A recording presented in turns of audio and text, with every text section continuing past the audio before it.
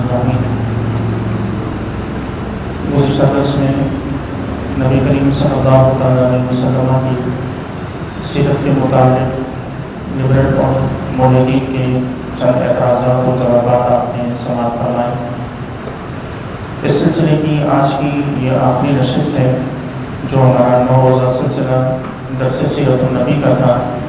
آج اس کی یہ آخری نشست اور آج کی اس نشست کا عنوان ہم عید میلاد النبی صلی اللہ تعالیٰ علیہ وسلم کیسے منائے ہیں۔ عید میلاد النبی صلی اللہ تعالیٰ علیہ وسلم شرعاً ثابت ہے، یعنی بزرگان دین کا معمول اور حضور اکرم علیہ السلام کی آمد پر خوشی کا اظہار کرنا یقیناً ایک مستحسن عمل ہے، اور ایسا عمل کہ جس سے اللہ تبارک و تعالیٰ سے جس پر ثواب کا یقین ہے۔ نبی کریم علیہ السلام کی ولادت کا موقع ہو اور معاشرہ ادب و احترام سے خالی ہو تو یہ اس عید میلاد النبی صلی اللہ علیہ وسلم کے قطعاً شایان شان نہیں ہے۔ ادب و احترام سے عالی معاشرہ یقیناً حضور کی تعلیمات کو بھولا بیٹھا ہے کہ حضور کی تعلیمات کی بنیاد ہی ادب اور احترام کا پیدا کرنا تھا۔ آپ علیہ السلام سے کس طرح حضور سے محبت رکھنی ہے اور حضور کا ادب و احترام کیسے کرنا ہے،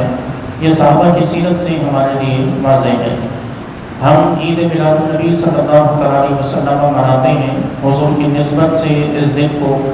دن کو ہم عید کے دن کے طور پر مناتے ہیں، لیکن افسوس کی بات یہ ہے کہ ہمارا کوئی بھی کام تقریباً ایسا نہیں ہوتا کہ جو شریعت کے دائرے میں جائز و درست قرار دیا جا سکے۔ مثلا ہمارے ہاں خواتین کا عید میلاد النبی کے جلسے و جلوسوں میں مردوں کے شانہ بشانہ باہر نکلنا یہ ناجائز و حرام کام ہے جو ہمارے معاشرے میں ثواب سمجھ کے کیا جاتا ہے۔ اسی طرح ہمارے ہاں لنگر اور رزق کی بے حرمتی پھینک کر دینا اور اسے لوٹنا اور پھر اس کا قدم تلے آنا، یہ تمام وہ چیزیں ہیں کہ جو رزق کی بے حرمتی کو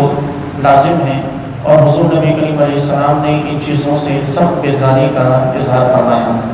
ہمارے ہاں عید میلاد النبی صلی اللہ علیہ وسلم کے موقع پر جلسے و جلوس تو آراستہ کیے جاتے ہیں، جلوس نکالے بھی جاتے ہیں، لیکن وہ اصل مقصد جو حضور نبی کریم علیہ السلام کی بعثت کا تھا، ہم اسے اس مرکزی دن بھی بھلا بیٹھتے ہیں، یعنی ہم سب کا اللہ رب کائنات کی بارگاہ میں جھکنا۔ جلوس کے نام پر، جلسے کے نام پر ہمارے ہاں نمازیں مفقود ہو جاتی ہیں، اور ماشاء اللہ بہت کم ہی لوگ ہوتے ہیں کہ جو 12 ربیع الاول کے جلوس میں شریک بھی ہوں اور اس دن کی نمازیں انہوں نے پابندی سے ادا بھی کی ہوں، وگرنہ جلوس کو یہ سمجھ لیا جاتا ہے کہ آج کے دن ہم 12 ربیع الاول کے اس جلوس میں شریک ہیں تو نمازیں شاید ہم پر معاف ہو گئی، یا پردہ ہم سے اٹھ گیا، یا ہماری نظروں کو جھکانے کا جو حکم تھا وہ ختم ہو گیا۔ تو اس لیے لامحالہ ہم پر لازم ہے کہ ہم عید میلاد النبی صلی اللہ علیہ وسلم ضرور منائیں، لیکن ان طریقوں کو اختیار کریں کہ جو حضور کی ناراضگی کا سبب نہ بنے، بلکہ آپ علیہ السلام کی نظر رحمت ہماری جانب مبذول کرائیں۔ اس کا طریقہ یہ ہے کہ جلسے و جلوس میں شریک ضرور ہوں، لیکن باوضو حالت میں لبوں پر درود پاک ہو، اور اس طرح نبی کریم علیہ السلام کا تصور باندھے، حضور کی آمد کا تصور باندھے جلسے و جلوسوں میں شرکت کی جائے۔ اس دن اپنے گھروں میں محفل درود پاک کا انتظام کیا جائے، اپنے گھروں کی خواتین کو اس بات کا پابند کیا جائے کہ وہ نبی کریم علیہ السلام پر درود و سلام کی کثرت کریں۔ بہتر تو یہ ہے کہ محلے میں، علاقے میں کسی ایک جگہ پر خواتین کو جمع کر کے ان کے لیے درود کی محفل سجائی جائے۔ یہ ممکن نہ ہو تو ہر گھر میں کم از کم درود کی محفل ضرور ہونی چاہیے۔ آپ علیہ السلام کی ولادت کی نسبت سے جو طریقہ حضور نے اپنی ولادت پر خوشی منانے کا اختیار فرمایا، یعنی روزہ رکھنا،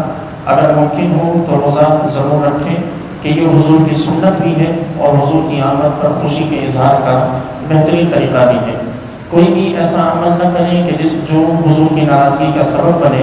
کیونکہ ایک مثال میں ہمیشہ عرض کرتا ہوں کہ آپ کی سالگرہ منائی جا رہی ہو اور اس میں مینیو آپ کی پسند کا نہ ہو، لوگ آپ کی پسند کے نہ ہوں، تو یقیناً آپ کو ذرہ برابر بھی خوشی نہیں ہوگی۔